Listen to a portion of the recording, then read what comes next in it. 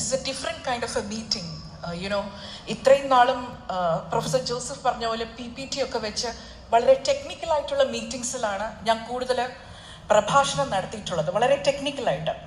ഇത് ഇന്നലെ മുതൽ ഞാൻ ശ്രദ്ധിക്കുന്നത് ഇത് ഒരു ആശയ സമരവും ഒരു ഫിസിക്കൽ ആക്ടിവിസവും ഒക്കെ ഉൾക്കൊണ്ടുകൊണ്ടുള്ള പ്രഭാഷണങ്ങൾ ഞാനിങ്ങനെ കേട്ട് മനസ്സിലാക്കിയായിരുന്നു.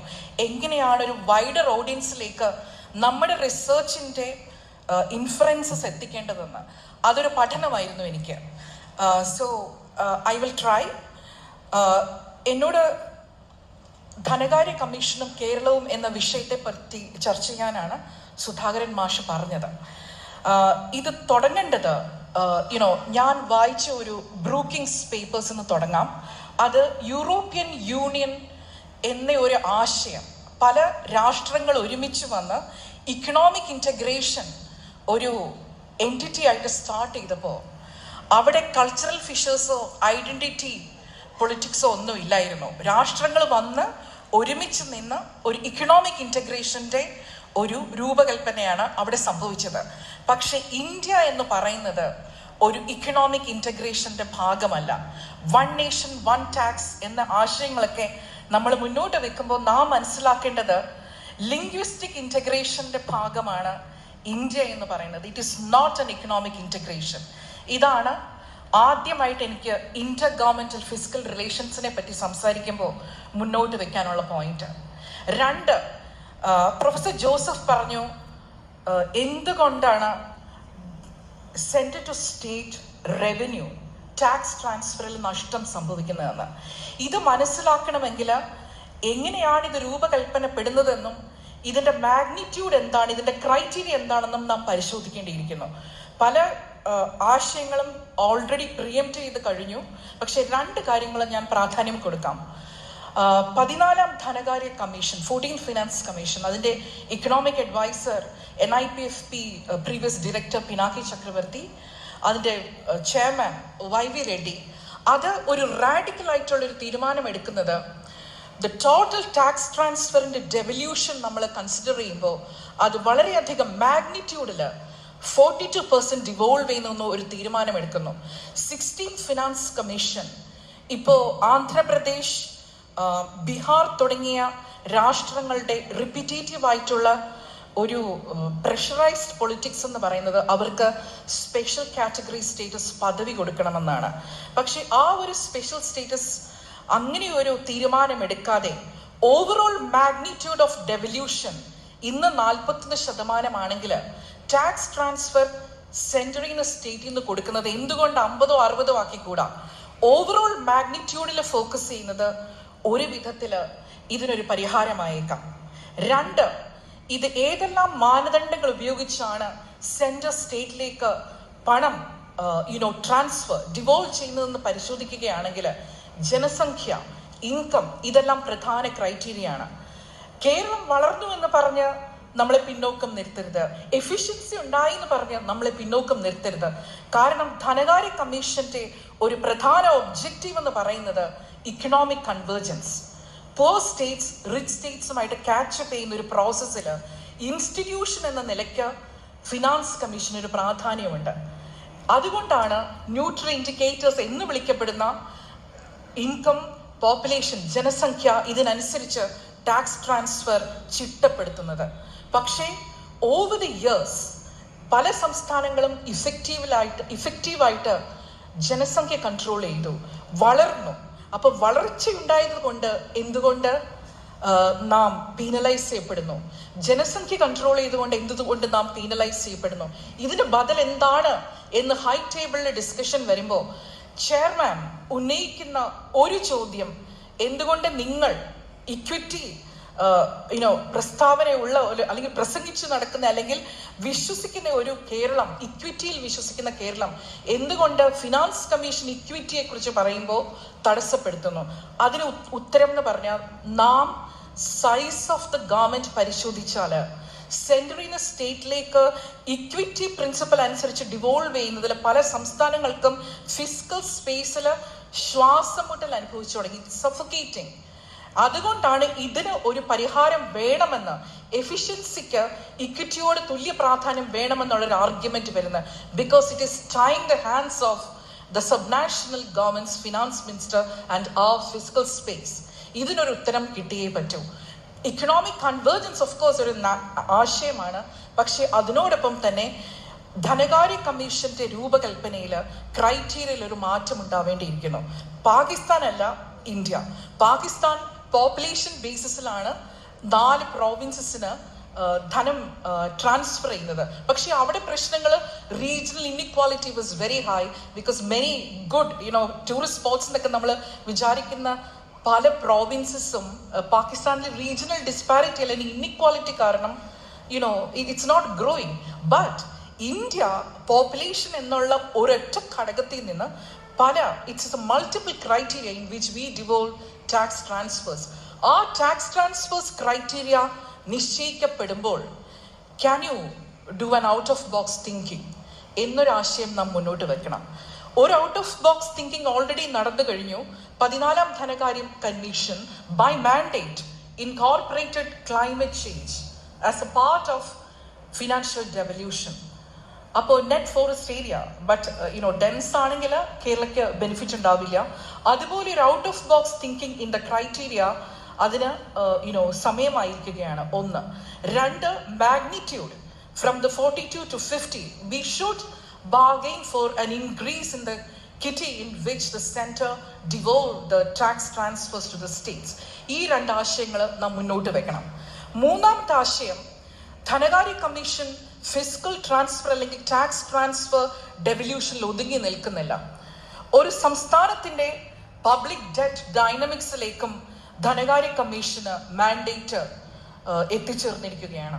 അപ്പോൾ സെക്ഷൻ 4 ഓൾറെഡി പ്രൊഫസർ ജോസഫ് പറഞ്ഞു, സെക്ഷൻ 4ന്റെ ജനറൽ ഗവൺമെന്റ് പബ്ലിക് ഡെറ്റ് 60%, അത് ഡിവൈഡ് ചെയ്ത് സ്റ്റേറ്റ്സിന് 20% കൂടുതൽ പബ്ലിക് ഡെറ്റ് ആവാൻ പാടില്ല, സെന്റർ 40% വരെ ആകാം എന്നീ ഒരു ജനറൽ ഗവൺമെന്റ് ഒരു ഡെറ്റ് സീലിംഗ് ആ ഒരു രൂപകൽപ്പന section 4 of the physical rules അതിൽ പ്രഖ്യാപിച്ചു കഴിഞ്ഞു.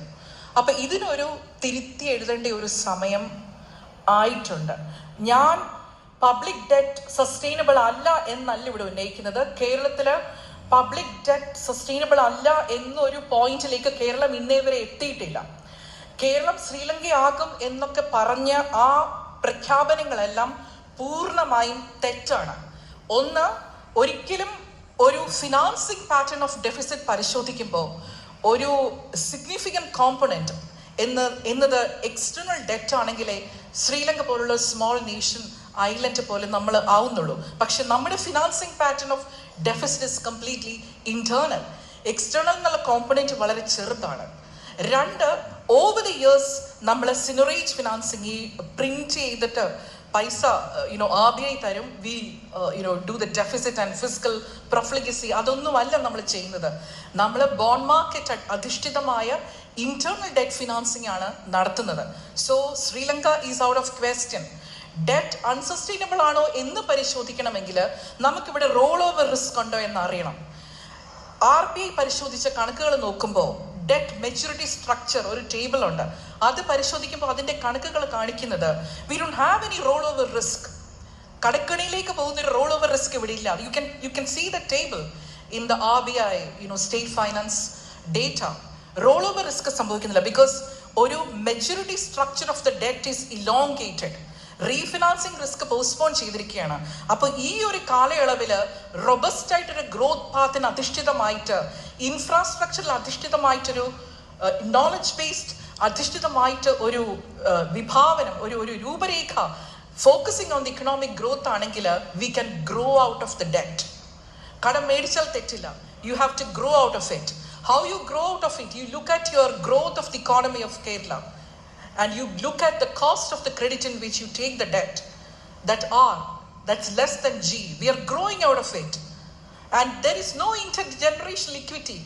ഭാവി തലമുറകളെ കടക്കിണിയിലേക്ക് കൊണ്ടുപോകുന്നുള്ള വേറൊരു പ്രഖ്യാപനം ഞാൻ കേട്ടു. അതിനുത്തരം എനിക്ക് പറയേണ്ടത്, ഡെറ്റ് ഉപയോഗിച്ച് ഒളിവർ ബ്ലാൻഷ് പല മാക്രോ ഇക്കോണമിസ്റ്റും ഇതിനെക്കുറിച്ച് സംസാരിച്ചിട്ടുണ്ട്. debt ഉപയോഗിച്ച് if you are growing out of it, debt ഉപയോഗിച്ച് if you are doing a human capital formation right now, right here, that is intergenerational fairness and that is intergenerational equity. ഇന്നലെ Isaac sir വളരെ painful ആയിട്ടാണ് sir പറഞ്ഞു, ഇന്ന് പേപ്പറിൽ വന്നു that നമുക്ക് ഈ ഒരു ആശയ സമരം നമുക്കതും കൂടെ സ്ഥാപിച്ചെടുക്കാൻ കേരളത്തിൽ കഴിഞ്ഞില്ല. ബദലായിട്ടൊരു ശ്രീലങ്ക പോലെ ആകും കടക്കണിയിലേക്ക് കേരളം പോകും എന്നുള്ള ഒരു വളരെ what do you call, it's not the right debate. അത് വളരെയധികം ജനത്തിന്റെ മനസ്സിലേക്ക് കടന്ന് കയറിയത് ജനം വിശ്വസിച്ചു തുടങ്ങി. എംപിരിക്കൽ എവിഡൻസ് ഇല്ലാത്ത നെറേറ്റീവ്സിൽ കേരള ജനത്തെ വിശ്വസിച്ചു തുടങ്ങി. അത് വളരെ പെയിൻഫുൾ ആയിട്ട് ഇന്നലെ ഐസക് സർ ഇവിടെ ഉന്നയിക്കുകയുണ്ടായി. നാം അത് പരിശോധിക്കേണ്ടിയിരിക്കുന്നു. when you listen to a narrative, these are not rocket science. You look at the numbers and understand that things are not as bad as you think and that narrative is completely wrong.